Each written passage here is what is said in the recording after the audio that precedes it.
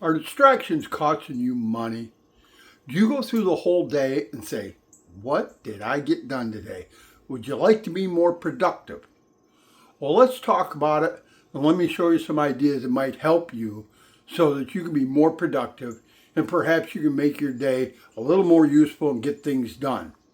So let's start talking about something. We got a whiteboard here today. We've got the circle of influence and the circle of concern. Now let me explain what that is. You see this big circle.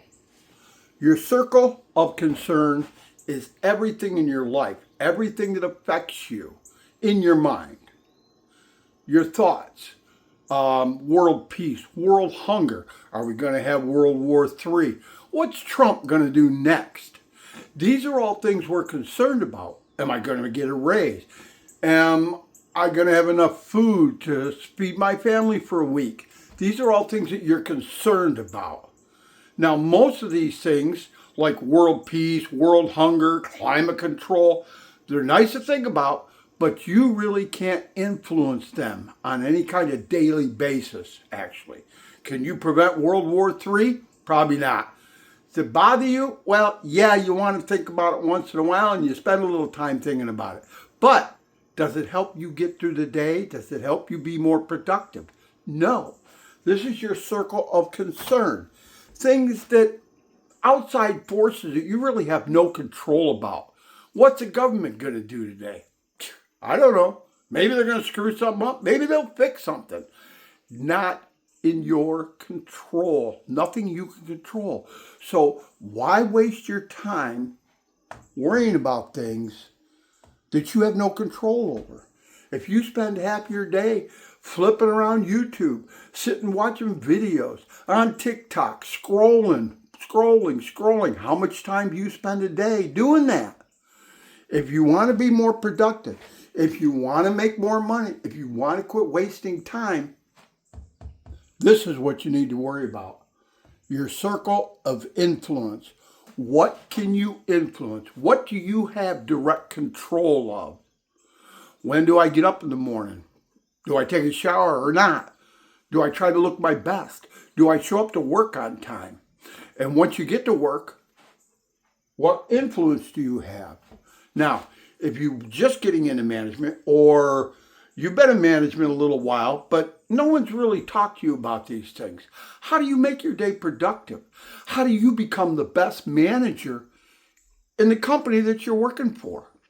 You do that by concentrating on what you can influence. What is in your immediate control? What are you in charge of? If you're in charge of a dozen staff, those 12 people, you have a direct influence on. You manage those people. They're the ones that help you get to where you want to be. So if you want to be a general manager, be the best at managing those 12 people that you can possibly be. Quit spending your time out here in things that don't really influence your life and you don't influence them. Stop wasting your time. Stop wasting your energy being concerned about something you can't control. Be the best manager every day in your company. And how can you do that? By leading the people that you're responsible for. Say you have one department in a whole restaurant. You're in charge of the wait staff. And that's your responsibility, managing the wait staff. Well, what are you going to do? Do you go back and worry about what the cooks are doing? Do you worry about what the hostesses or cashiers are doing? No. You worry about what your wait staff is doing. You train them. You make them the best fighting force that you can possibly make them.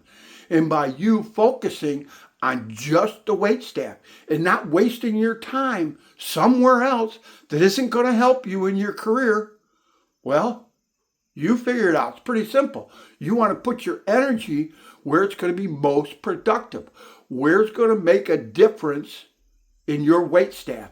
Talking to them every day, training them every day, watching them, managing them, helping them make themselves into a better wait staff person. Going over the basic steps of being a wait staff. What do you look for? raise their awareness. How's their customer toolbox?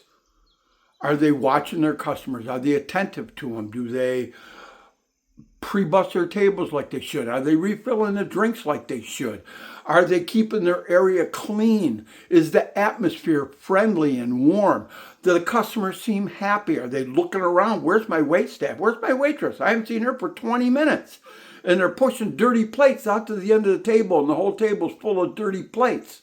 Well, where's the waitress? You need to get her over there and get her to bust those tables.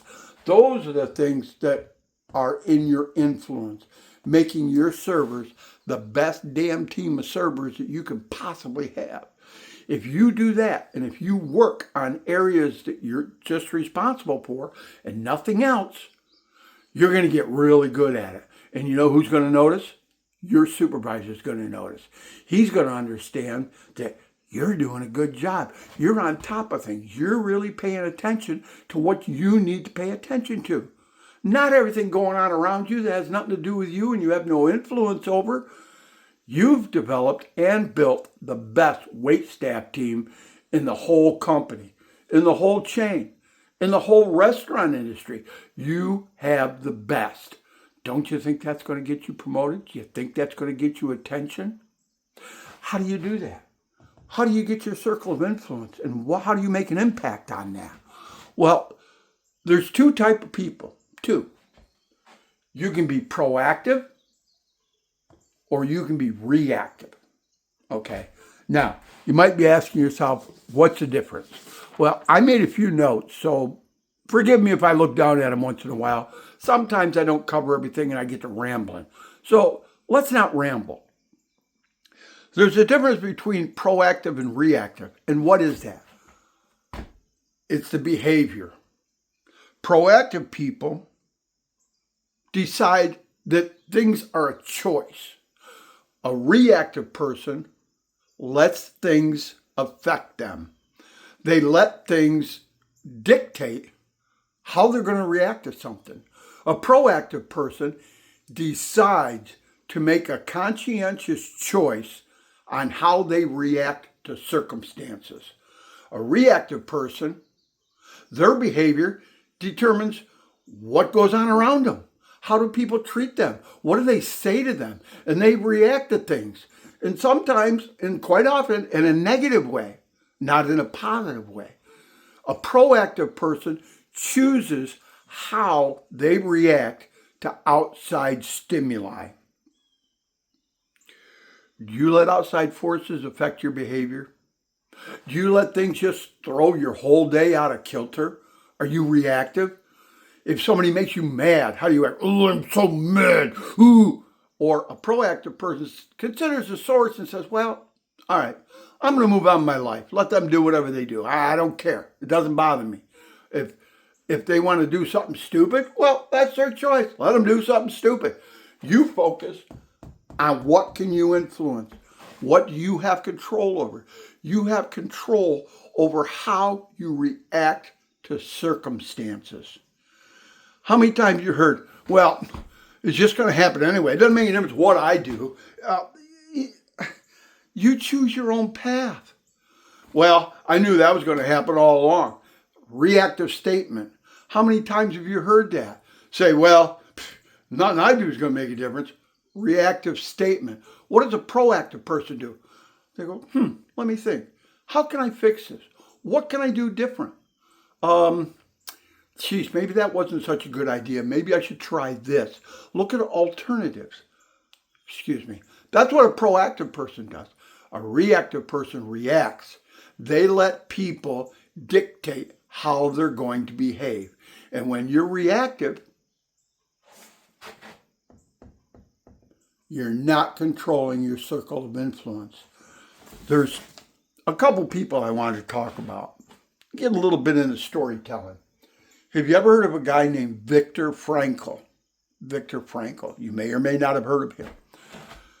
Back in World War II, Viktor was in a German prisoner of war camp.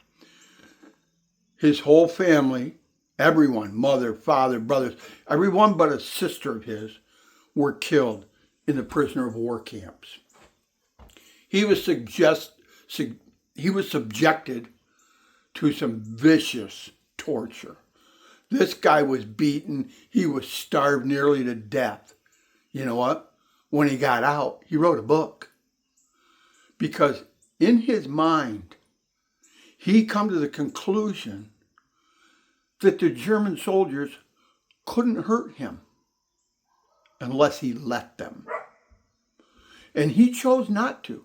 He chose to develop in his mind his own world. So no matter how many times they beat him, no matter how much they starved him, no matter what horrific things they did to him, he always kept a positive mindset. He built a world inside his mind that the Germans couldn't take away from him. He developed an attitude the Germans couldn't take away from him. He lived through the prisoner of war camp. He come out with a better understanding of human nature and how your mind can control your environment, and that you can control the things that happen to you, the outside stimuli. You can let them bother you or not. It's your choice. He chose not to let it drive him crazy. He chose to live his life on his own terms, and he had something the Germans could not take away: his mind and how he felt towards things and his attitude. Now, another fellow you may have heard, Gandhi. Have you ever heard of Gandhi? I'm sure you have. One of Gandhi's famous quotes were,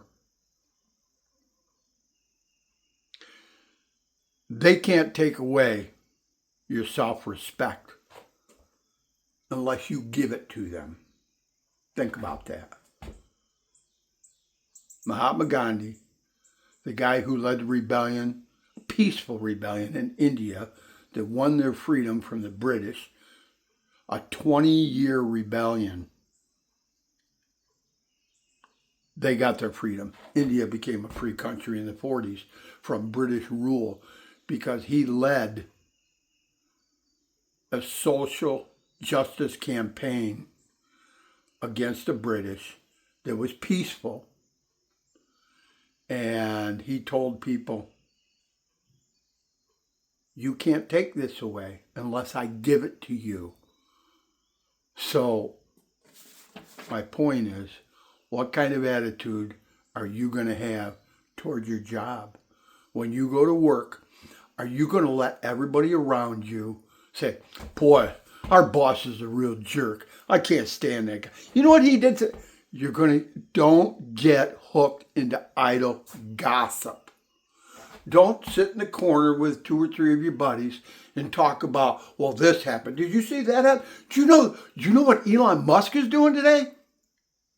No, stop. You came to work to do something. You came to work to be the best you can be.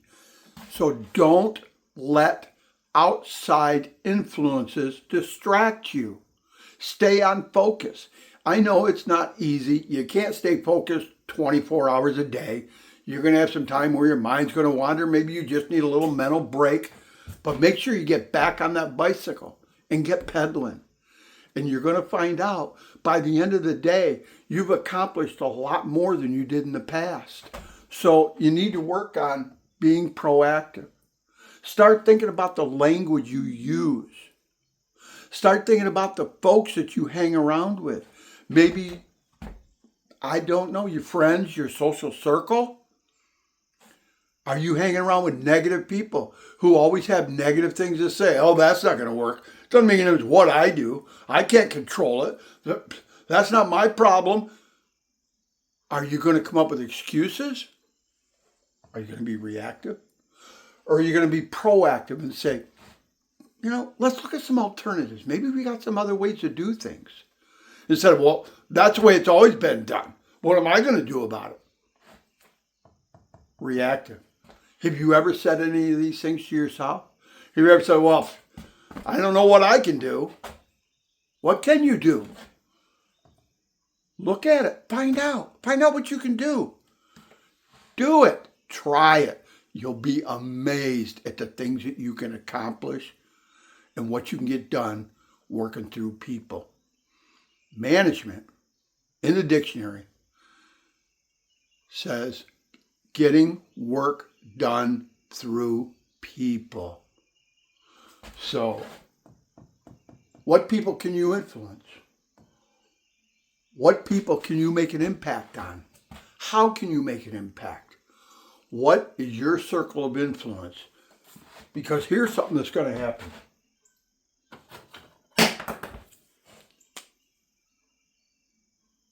If you pay attention to your circle right here, as you get better at doing that, and you get better at controlling what's in your influence and what you have control of, your supervisor, he's going to say, oh, that guy's sharp. That girl's sharp. Look at the way she's going. I like what she's doing. All of a sudden, you get a little more responsibility. You get a few more things that you're in charge of. They're going to give you more responsibility because you've proven that you can handle the responsibilities they gave you. Look at that.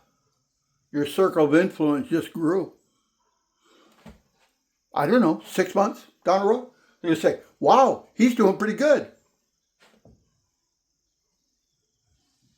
You get my point? As you get better at controlling what's under your influence, you get more influence. Your circle of influence grows and grows and grows. Who knows how much it's going to grow? Are you going to be a regional manager? Are you going to be CEO of the company? How do you think they got there? How do you think they got there? How do you think a guy becomes a CEO? You think he got out of his diapers, put on his first set of onesies, and became a CEO? No, he didn't. He started out one step at a time, just like you. Concentrate on what you can control, and only what you can control. The rest of it is meaningless. It's just chatter. It's noise. It's not going to help you get where you want to go. It's not going to get you promoted. Excuse me. It's not going to help you go up that ladder. It's not going to build your career. So stop wasting your time. Get to work. Work on what you can control. Work on what you can influence. And build your circle of influence. And when you build it, more responsibility, higher level position, more money, better career. Huh? Isn't that what we're all looking for? Better career? So are you going to be proactive or reactive? Are you going to work on what you can control, what you can influence? Or are you going to waste your whole day putzing around, flittering around, not getting anything done, and at the end of the day wonder, where the heck did all the time go? What happened? Did I get anything done today? You go home feeling defeated. You do this, you go home feeling like you accomplished something. What would you rather have at the end of the day? Get out there, get to work.